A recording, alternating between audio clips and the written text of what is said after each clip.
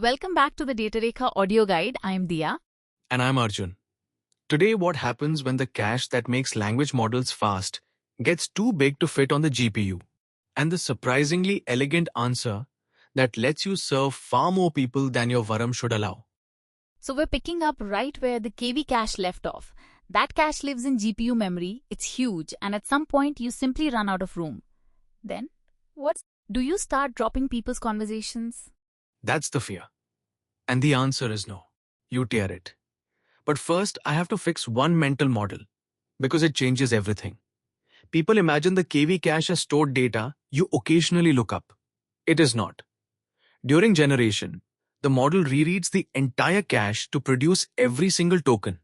Wait, the whole cache on every token. So it's not an archive you dip into, it's more like working memory you're constantly touching. That's exactly the right phrase. It's working memory, hotly accessed, all the time. And that single fact is why where it sits decides your latency, not just whether it fits. A slow location doesn't mean a slow lookup now and then. It means every token crawls.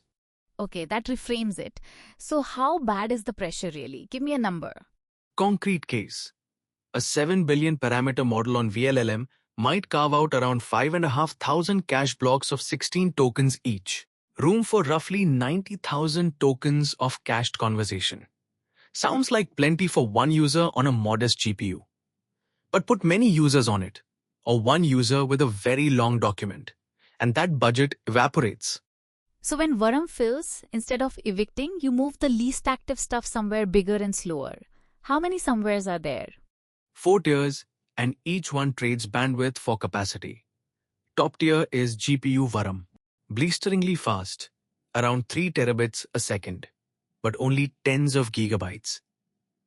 That's the only place fast enough for active decoding. If a session is live, it belongs here. Full stop. And below that? CPU RAM.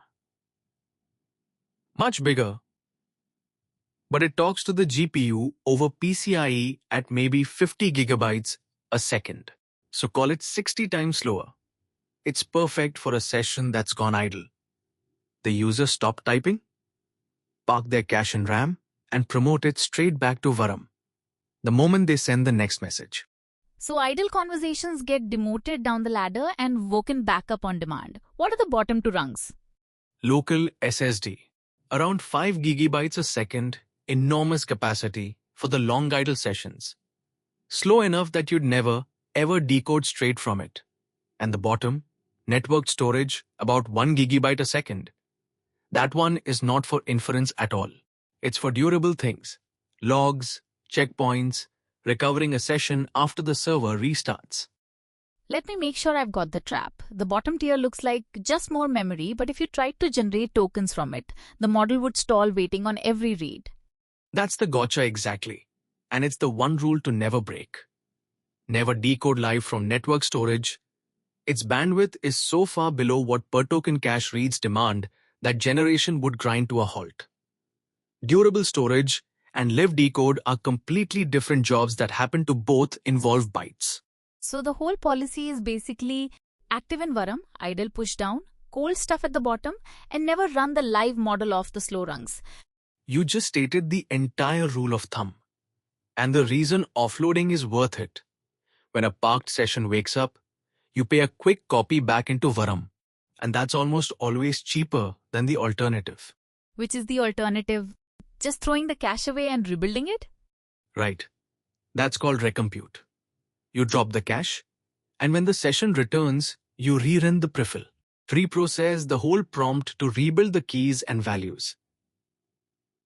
Now here's the real trade-off. For a long prompt, reloading that cache from CPU RAM is usually far cheaper than rerunning attention over thousands of prompt tokens. So offloading wins for long contexts. But for a short prompt, recomputing is cheap anyway, so why bother shuffling memory around? Just rebuild it. Exactly. And that's why real servers, vLLM, SGLang, TGI, implement both and pick based on the prompt length and how much memory pressure they're under. It's not one strategy. It's a decision made per request. Now I want to head off a confusion because this sounds a lot like page detention from the last episode. Same thing. Great catch.